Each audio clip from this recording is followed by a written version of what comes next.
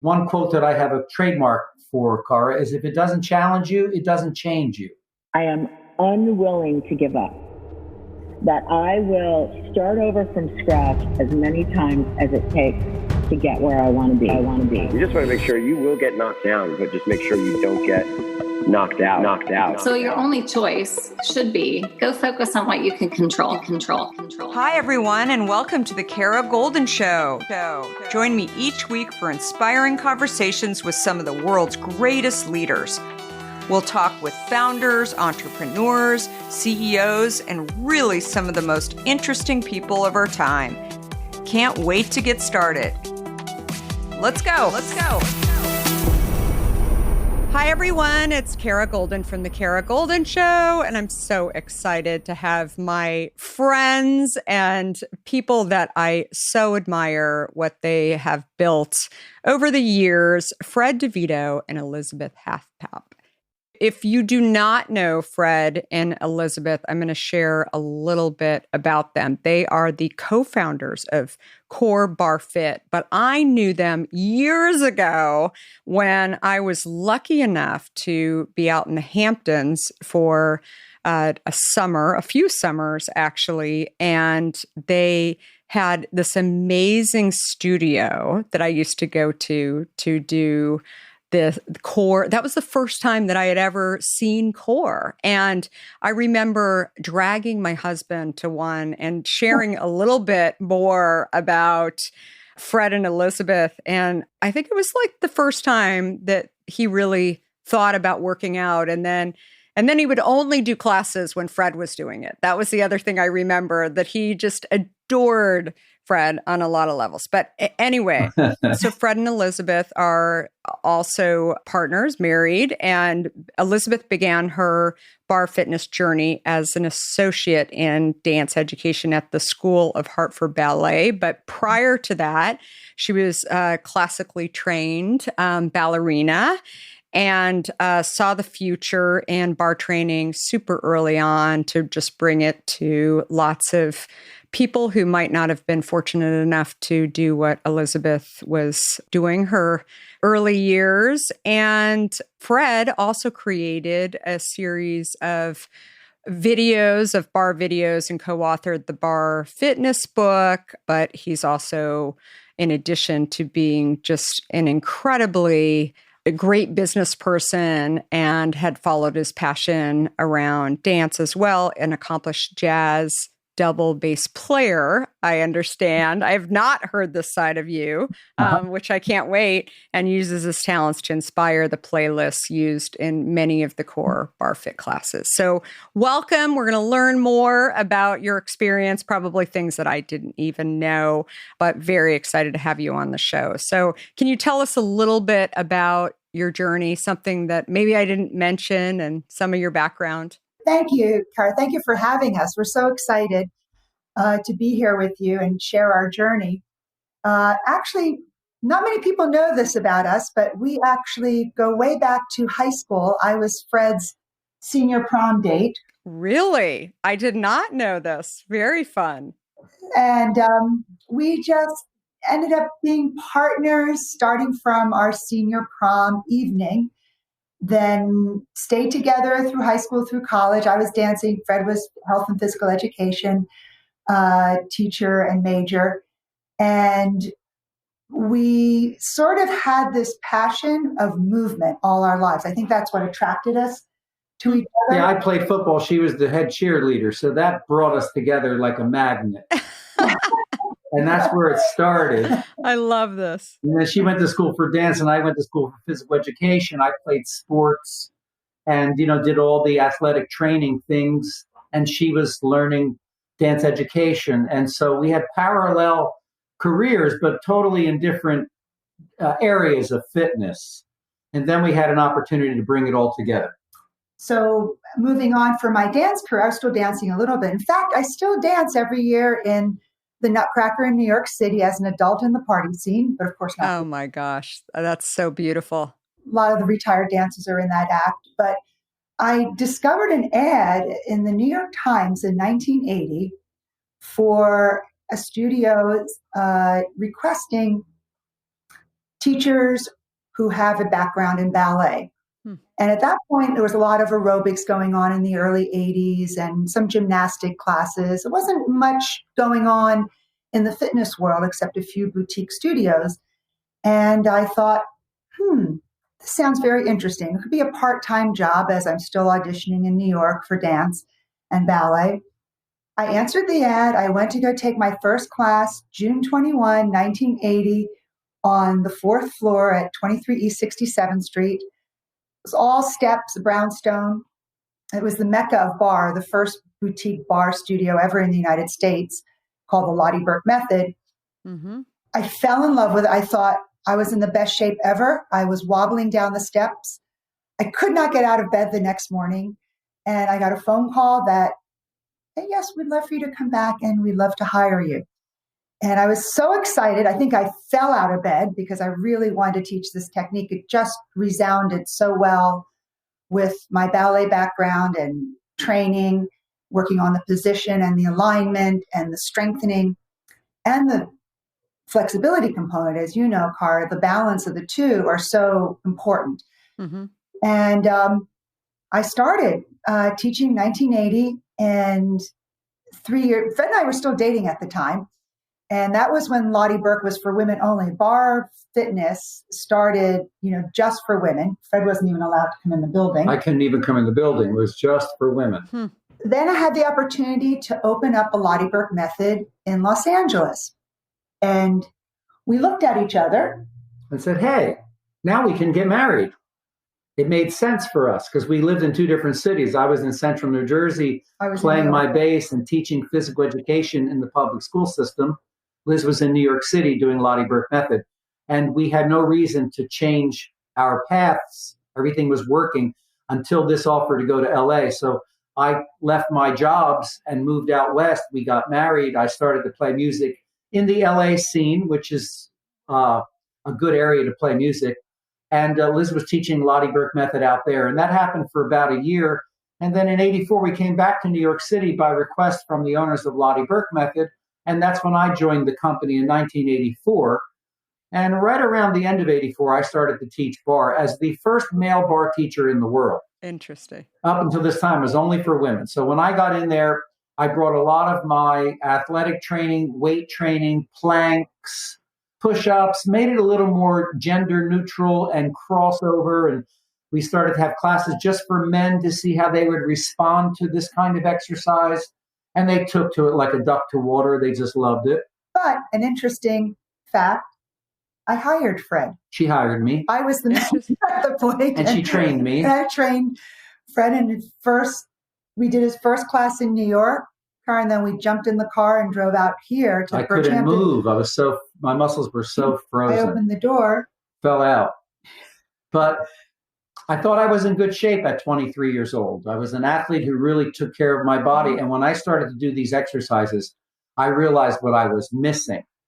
And so that intrigued me. It didn't turn me off. It turned me on because I wanted to work on the things that, one quote that I have a trademark for, Cara, is if it doesn't challenge you, it doesn't change you.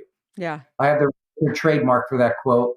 And I think it started back then, that was an ultimate challenge for me. And it did change me. It put me in the best shape of my life. Well, I remember taking your class, and it was the first place that I really heard this whole concept of core. And it's one thing to have, the core as the name of the class. I mean, originally, like you said, it was all about bar, but it was really about core and forcing you to be in touch with that and feel that. And I think that anytime I've had a situation, whether it's my back or my neck, I go back to my core and figure out, am I sitting right? Am I, what is exactly going on with my alignment or whatever, as I sit here and slope over. But again, I think I go back to, I remember you all fondly. So when you first brought this up, so you mentioned Bridgehampton. So did you leave Lottie Burke at this point and then go out to start your own or was there a few years in Bridgehampton before? Yeah, so there are quite a number of years before we started Exhale. Again, going back for a moment to our first classes, we both knew at that point, there's something in this technique of the balance of position alignment, strength, and flexibility. The core work, because it was based around Lottie's degenerated discs in her spine, she did a lot of core stabilization, right? Holding the core, keeping the transverse abdominis, which is the best abdominal wall muscle or deep internal muscle, and moving the arms and legs around that. So Lottie Burke was the first studio out here in the Hamptons, because obviously it was Upper East Side, New York City back in the 70s and 80s. And where did everyone go mostly back then? Out here, still do. So we would go back and forth every summer. Even off season, we come out here. It was an amazing potato barn that the Lottie Burke owner converted into a studio, looking over an amazing fields, cornfields, potatoes. Every year it would change. So Fred and I, we then were working together, and we did everything. We taught 6 classes a day, 6 days a week. We managed, we trained all the teachers, we cleaned the studios. Coming back to your book, you do what needs to be done. Mm-hmm. If you love what you're doing, of course it was work at times, but it really did not feel like work because we believed in it so much. 20 years we did this for Lottie Burke Method. 22 years. We ran the business and taught most of the classes. We learned how to train teachers. We learned the art of teaching bar and core. And so towards the end of our stay at Lottie Burke Method, we had the opportunity to grow this into a worldwide company. And that intrigued us to move on. Where Lottie Burke, Lydia Bach, Lottie Burke, they wanted to stay small business, 2 studios, and not grow it. And Liz and I were getting very antsy to grow it because we knew we had something very special. Mm-hmm. So Exhale, the owner, the founder, approached us to join her. And we did back in 2000. 2002. We were in discussion, beginning of 2001. Mm-hmm.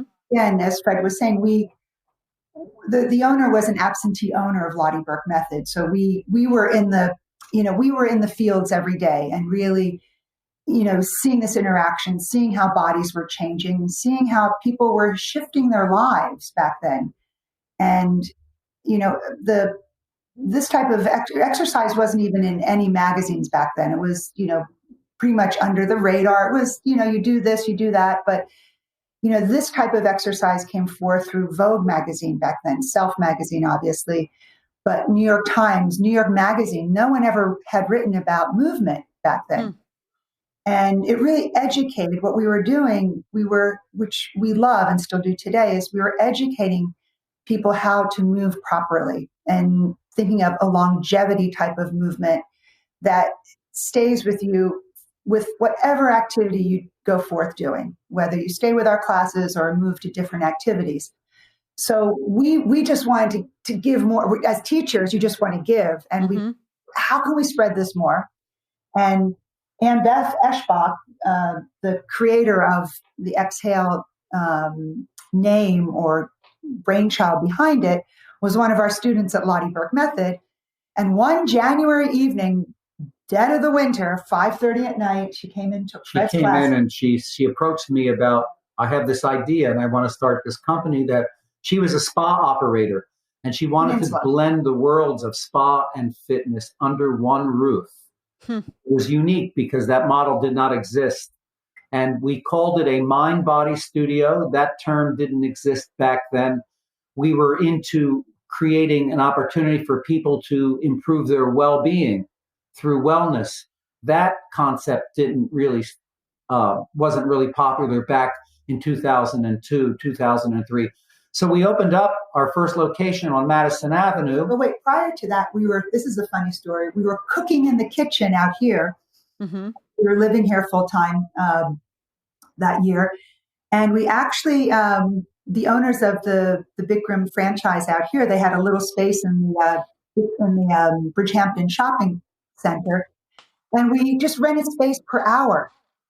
So we go in, the carpet was a little wet. Yeah, it was a very moist environment. But people came and we felt so, it was very scary for us. We chose to leave Lottie Burke. And we were both choosing to leave in the same profession. We had really no. So you had fear, you for sure.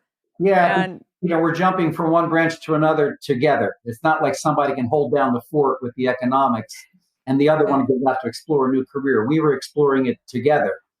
And we just did it. We thought about it, yes, but I like to say a phrase when I teach, it's your heart and your core, right? Your core navel area. It's your instinct, right? You put your hands here, usually your decisions are made from those 2 points, your heart and your core. And then the brain gets in the way, right? Then the brain starts to think. Yeah. Well, that's where the fear comes in when you overthink it. Right. But we cooked in the kitchen in Bridgehampton for one whole summer, and we created this class that you've come to know as called Core Fusion.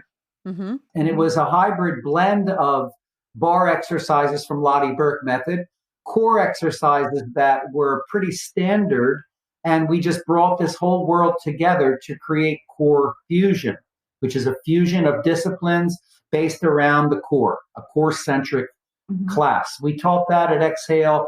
We did a dozen DVDs under that name, Core Fusion for Exhale. We wrote our book. We wrote our book called Bar Fitness, did I send you a copy? No, but I will buy it for sure. But I think just for people who don't understand too, it was the first time that I've ever seen a wait list on a class. I mean, the lineup, and I remember it was the race, and people they couldn't get enough of you guys and your classes. And it was just, I mean, you gained this following, but I'm sure you also got this, like you said, personally, this amazing feedback from day one on how you're changing people's lives. And obviously you had been at Lottie Burke for over 20 years. So you had that there as a teacher, but as a business owner, I mean, when did you really know that you were successful? I guess when did you get to a point where you weren't afraid, right? Where you were, I feel like all along the way, you kept challenging the system and you kept growing and doing DVDs and doing that, right? You were constantly trying to learn. So where was the point where you really thought, okay, we got this. We're kind of doing it?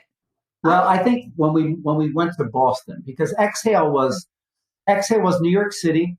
Now think New York City area. Yeah.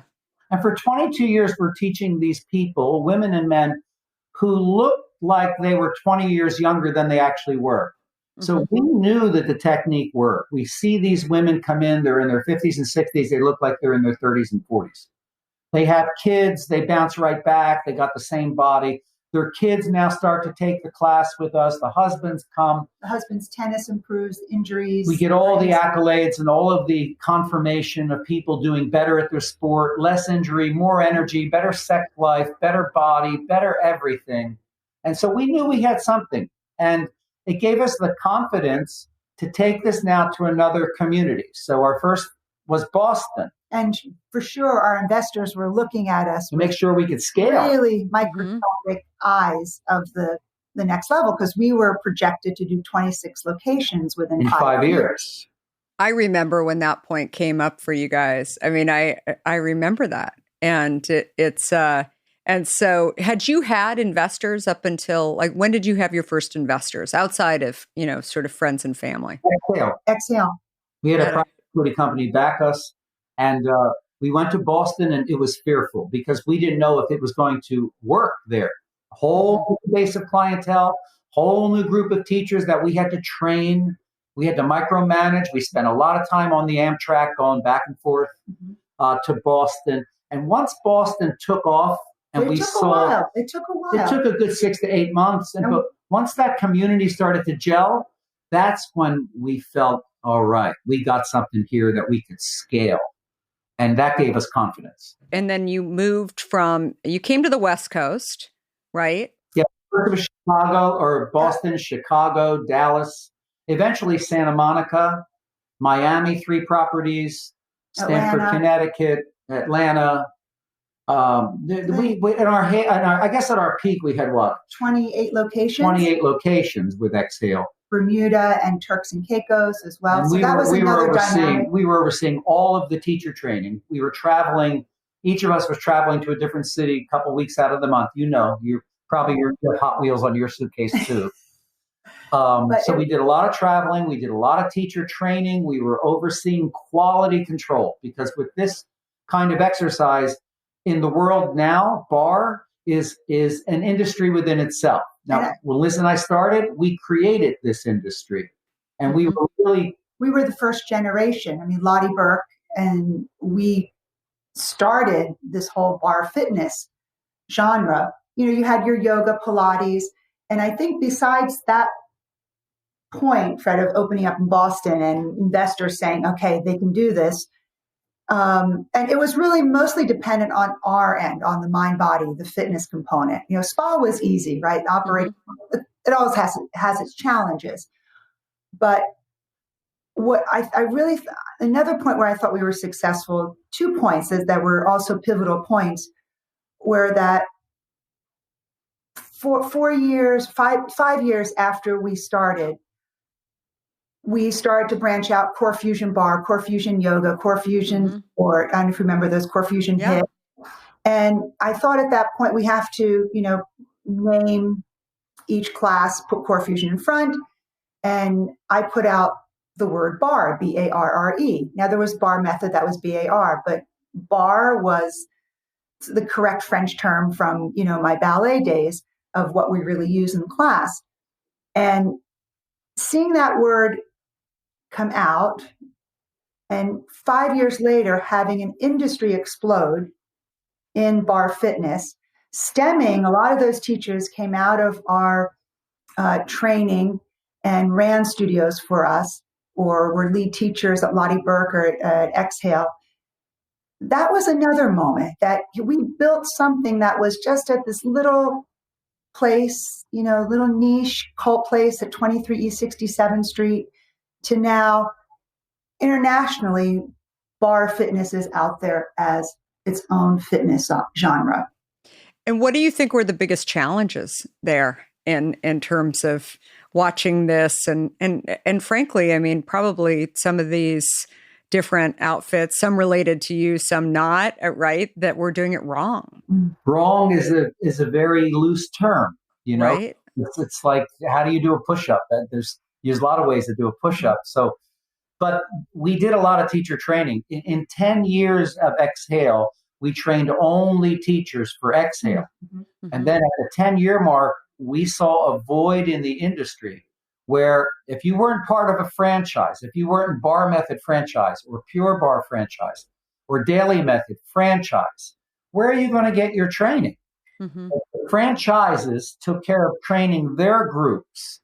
There was a void in the industry to do bar teacher training to the masses. So we created a bar teacher training program through Exhale.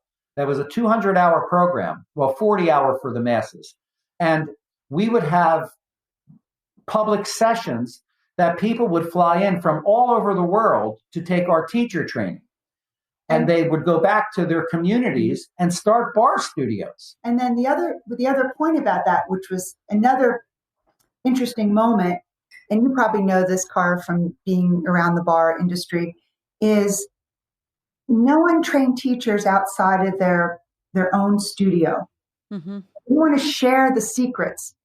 But we always knew as teachers and business owners, the only way to grow a business is when you give some of that power away and encourage and support other teachers and other teachers who want to start a business in bar. You need to share and give it away at some point, still have control and still have, the quality and the, some regulations. But overall, the only way to grow is let's grow this thing together. And when we opened up this teacher training to outside the Exhale walls, a lot of the other bar studios looking at us, what are they doing? Why are you doing that? Why are you giving that Why away? are you giving your gold away? Well, and it totally makes sense because you're teaching, and also you're teaching the next generation, right? But you also want it done correctly. So I think it is the right way to do things for sure. What do you feel was the biggest challenge for you going from first the step into entrepreneurism and then growing it and scaling it? I mean, you're involved in a giant company. I think so often people feel it gets too big. It's not fun anymore. I mean, what do you think was kind of the biggest learnings that you take away from that? We got there. We got to that point because our company grew. And as Liz said, giving the power away. When we had 26 properties teaching our system, you have to put a point person, and I'm sure you have point people all over the country also. You put a point person in place, and that's the person in charge of that program to make sure the quality is there, the teachers are doing the right thing, and that they are connected to us so we can trickle down all the changes, all the innovations, all of the things that we've done to enhance the program. We want to make sure we're all connected. And the people that we trained who teach in Germany, in China, Saudi Arabia, in South America, in Mexico, in Canada, in Switzerland, Iceland, we have teachers from all over the world who are teaching our system. We gave it to them to teach. Now, what they did with it when they got home, we have no clue. We weren't but we do know now when we're in this situation of pandemic and we're only connecting now through live stream, we have international students in our classes. A lot of these teachers and former trainees are now taking class with us just to reconnect and to be part of our system again. So that validates to me what we did was correct because these people are still connected to us. But I think the challenge, Cara, coming back to your question, what was one of our biggest challenges is, really, we were front of the curtain. Even we had a really interesting position within Exhale, right? Four of us founded Exhale, as you know, two women, Ann Beth and another woman. They were the spa component, our CEO and COO, and then Fred and I, the four of us ran this. And they weren't really front of curtain. We were front of curtain, seeing the day to day. We were connecting with the people. We were actually bringing revenues into the company, right, by teaching, right? And I think sometimes it's hard to translate that what you're doing front of curtain, how to bring that back into corporate and have corporate sometimes understand that dynamic. We had that moment where, okay, the numbers are dropping, which happens. Businesses go up and down, as you know. What are you doing wrong? What are you doing wrong? Fix it right away. You can't fix those things right away. Sometimes if it's a industry situation. Right. And also competition. I mean, not just competition in terms of what, close to what you do, but obviously there's other things that come up that people are doing. It doesn't mean that they're not going to come back to what you're doing. But I totally agree. When you have that relationship with the consumer, and I think that's sometimes hard, and it's hard in big companies. It's hard in private equity backed companies. Frankly, it's a different mindset. Yeah, there came a moment where Exhale was purchased by Hyatt, which was another. I did not know that. Yeah, well, that was 2017. Yeah, Hyatt was purchased. Hyatt purchased Exhale. Which was a very good thing. We were. It was a good direction. To put in some more capital growth investment, and they wanted like a lot of hotel companies wanted a well-being component to their portfolio. They also bought Miraval as well, and I worked a lot with Miraval and Exhale at that point. But coming back, another big challenge for us now. We're in the fitness industry, and another big challenge that came to us is they're old. We're the young people, and you can't really say it's age discrimination. Yes, I understand it. And, there was a point where we were sort of put aside a little bit with younger people moving into our roles, which is great. The change has to happen, and people have to, this has happened after Hyatt bought Exhale, that you need to give opportunity to the next generation, but there still needs to be a collaboration between old and new, because some things, there's always that bottom sort of thread that's a really strong core to the program that needs to be continually held with every generation that goes beyond us. So things got a little murky, and we stayed with it as long as we could, but then we saw that this isn't the direction we necessarily want to move forward. And we were just at the point where we were thinking about what else can we do when the pandemic sort of came around. I think prior to that, there was a really low time, a challenging time. Carver was 2 years into the purchase of Exhale from Hyatt. And again, no one's bad, no one's indifferent. It's business, Listen, people look at the numbers, what's working, what's not working. We got to fix that, move that around, get it. Budget cuts start to happen. And last year, October 2019, my position was eliminated at Exhale. Mm-hmm. And as hard as it was for me, now remember Fred was still there, I decided, okay, it's time. Yeah, absolutely. I'm surprised. I mean, it's rare that founders actually stay with acquisitions as long as you did.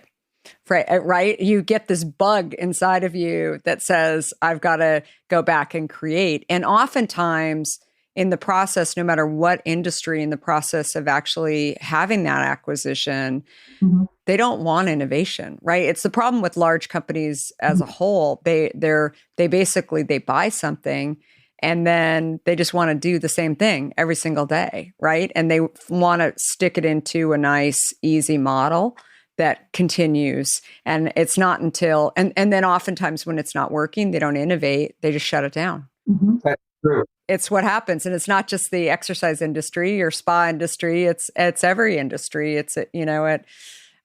Coca-Cola, they'll buy products for billions of dollars and then they'll be like, oh, nobody wants it anymore. Just shut it down. Right. And I mean, it's shocking, right, on so many levels, but it happens all the time. So not anything you should take personally at all. It was time. But sometimes that's hard, right?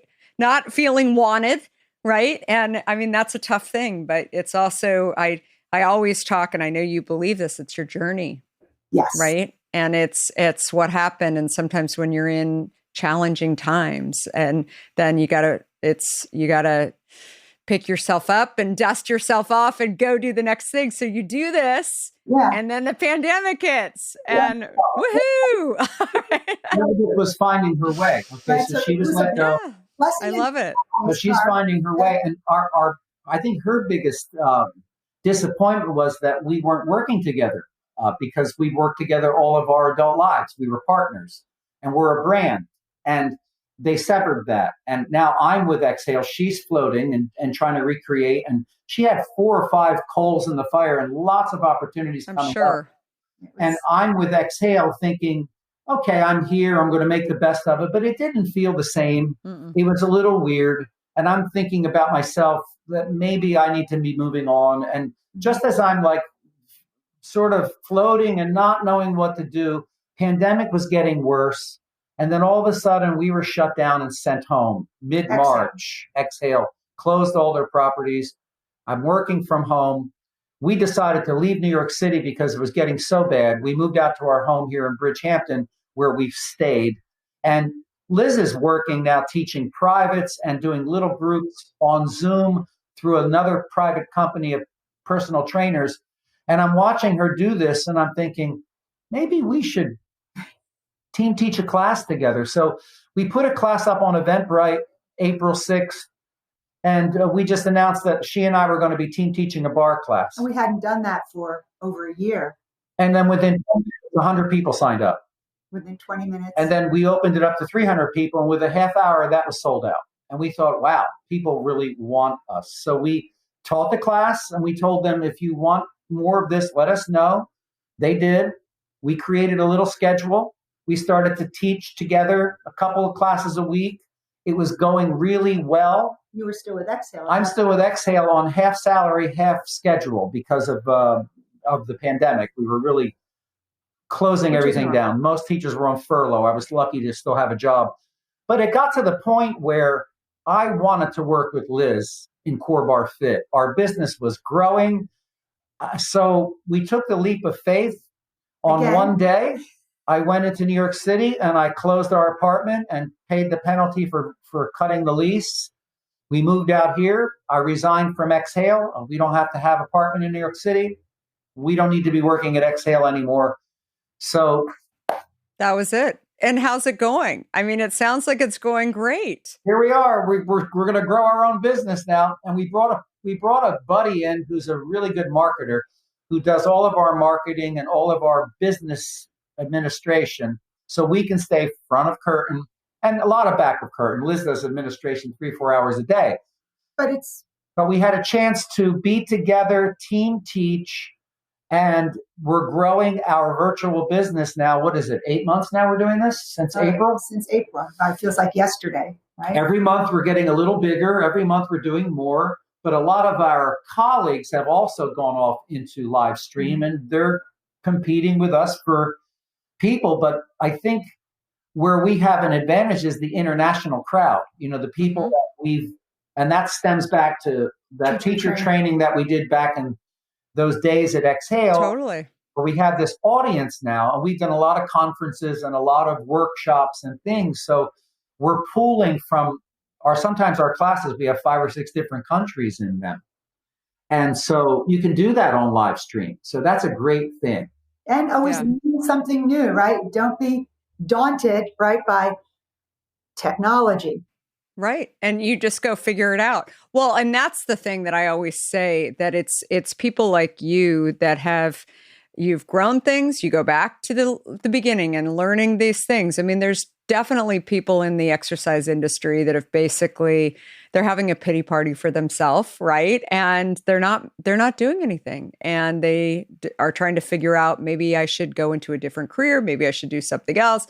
But it's the people that innovate and actually figure out what can you do, right? Are the ones that are going to survive, but they're also going to be successful. And I'm not surprised to hear that you've got hundreds of people signing up for these classes, because you have built a brand. And I think that that's the most challenging thing for these new people who want to come in. It's really, do you think you'll ever open a live studio? You know what? We're talking, because we're thinking now, we're in the first quarter of 2021. We're thinking second quarter, when people are vaccinated, and people may be a little bit more, well, they won't all be vaccinated by then, but people will be maybe venturing out again. We're entertaining. We taught outdoors last summer, and we have a couple of places here, the Vineyard, Topping Rose and Wolford Vineyard, where they allow us to be outside. And so we were doing that once or sometimes 2-3 times a week, and we're getting our local people come there to us, and then still doing virtual for the international crowd, people who can't be with us live. So that's the big, pivot right now, is whether or not we're going to do anything with bricks and mortar. I tend to not want to at this moment. Don't strap ourselves down with any type of a lease obligation. I'm sort of enjoying my life the way it is. Yeah. And you don't have to either. But I think I was on an interview with somebody who's does a lot of live events yesterday, and she's done what you all have done and gone to virtual. And she was saying she would like to go back to live events at some point. She doesn't know if she'll still do as many, right? Yeah. It may be kind of the same model, but she said, now, if there is another pandemic, right, she's able to survive and know that she can actually operate her business in multiple ways. And I think that that's something that you've learned during this time, and not to stop. Never look back. Cara, you can never doubt yourself. Once you made the decision, you just have to go with it. So your brain will want to take you there sometimes, but you have to know we believe in this. We have to keep going forward. We have, it's just a deep passion inside of us, especially. You're preaching to the choir. I know, especially during the pandemic. There was such a lot of tragedy happening, lives being lost of people we knew on the screen, people alone. And to have this virtual component, it brings community, right? And I think what you're doing is absolutely what people, I think it's just getting people to know how to find it, right? And I think that is that's the biggest thing, because I think a lot of people just don't know that these things exist. And how do we figure out how to get more and more people? I saw your book endorsement from Greg Renfrew. Yeah, who is amazing. Greg is a really dear friend of ours, and she's in class a lot, and she's helping us connect to the Beauty Counter consultant base with our class. Oh, that's terrific. We're offering discount to them, and she's been amazing. We do classes for them a couple times a month. That's free, and Greg joins, and they come on, and we're getting a lot of carryover effect of Beauty Counter consultants now becoming a part of our program through Greg. She's been wonderful. That's amazing. Well, that's a great idea. I mean, I think there are so many companies too that are really looking at how do we support our employees, and especially when in many, many places, I'm in Northern California, none of the gyms are open. And hey, Cara. I know. Believe me, I'm thinking about it right now. So I'm, and you invite your whole community to join us. Yeah, no, definitely. And I think that's, it's do you have to have a bar? How do you deal with that? Well, we have this little bar back here. Do you see it? Mm-hmm. It's called a Booty Kicker. Their business is going through the roof because we promote this piece of equipment. But also we just use chairs. Yeah. Chairs for a wall. Countertop. It was very adaptable what we do. We don't need much space. Lightweights, a mat, and something to hold on to, and you can get a good class.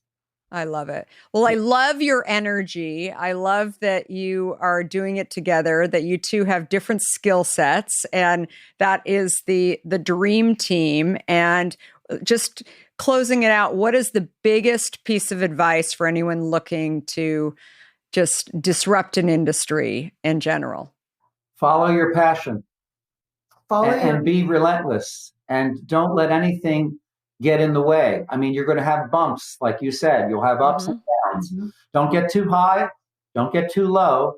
But stay focused on your vision, because if you stay positive, it's all about the energy.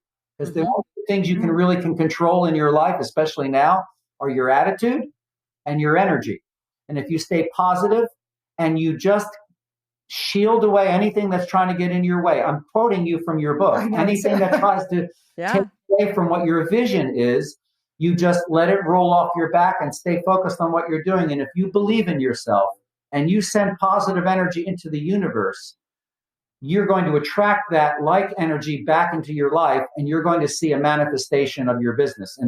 And one thing you said that resounds with me, the biggest mistake entrepreneurs make is they move too fast. They want too much too fast.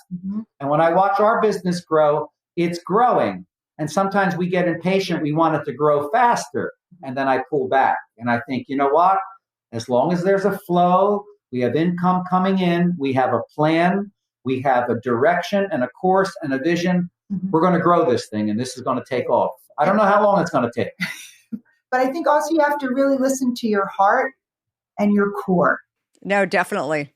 And I always say something that you said, never look back. Sometimes I think that if you do look back and you trust that you built something great, which obviously you two did, there's lessons along the way, right? That are part of your journey that you're not going there anymore, right? There are things that you learned about yourself and learned and opinions, right, about your own journey. Part of the reason why I wanted to write this book was it's my journey. It's what I've learned. So, in the book, I talk about getting kicked out of Starbucks. It was 40% of our overall business. That's why I cared, because it was 40%. And now when I look at something that is too much, they have too much control. If it goes away tomorrow, and I say this to our sales team, it's teetering at like 35, I'm like, it makes me very nervous. And that's because I have this journey. And I'm sure you all have those moments, and sometimes they're hard to articulate. But you also, when you're dealt with a pandemic, you can then sit here and say, that's just another moment. We're going to get through this. We're going to do these things because we've been through challenging times. We've learned a lot, and we trust ourselves, which I think is the most, and you trust each other as partners. You got to trust. And the biggest thing too is, you have to remember is your most darkest moments, your most deepest setbacks. There always is a light at the end of the tunnel. And those are your biggest learning experiences for you to help yourself catapult to where you need to be. The universe, the higher, whatever that may be, sets us up. I love it. It will never hurt you. I love it. That's so great. So where do people find you two, and then also CoreBarreFit? So CoreBarreFit.com. Okay. For the classes and book a class or connect with us, info@CoreBarreFit.com, where we can answer your questions or give you insights on what it is you're trying to solve for. But our Instagram handle. We have. I have Instagram. Liz has Instagram. CoreBarreFit is Instagram. I'll send you all that information if you can add those tags to the people who are listening to this. But Liz and I are here, and we're teachers, and we'll always be teachers, and we want to help people lead better lives and healthier. That's always been our mission, and that's why we feel that we'll be successful.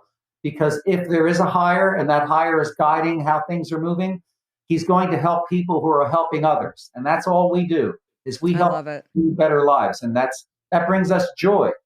That really brings us satisfaction. Joy and health. So I love it. I just have to say, this has been a great time chatting with both of you. And if you all liked this episode, please like it and share it and let everybody know about CoreBarreFit and also Fred and Elisabeth, because they're so awesome, and come back to the Kara Goldin Show. So every Monday and Wednesday. So thanks, everyone. Thank you, Kara. Before we sign off, I want to talk to you about fear. People like to talk about fearless leaders, but achieving big goals isn't about fearlessness. Successful leaders recognize their fears and decide to deal with them head on in order to move forward. This is where my new book, Undaunted, comes in.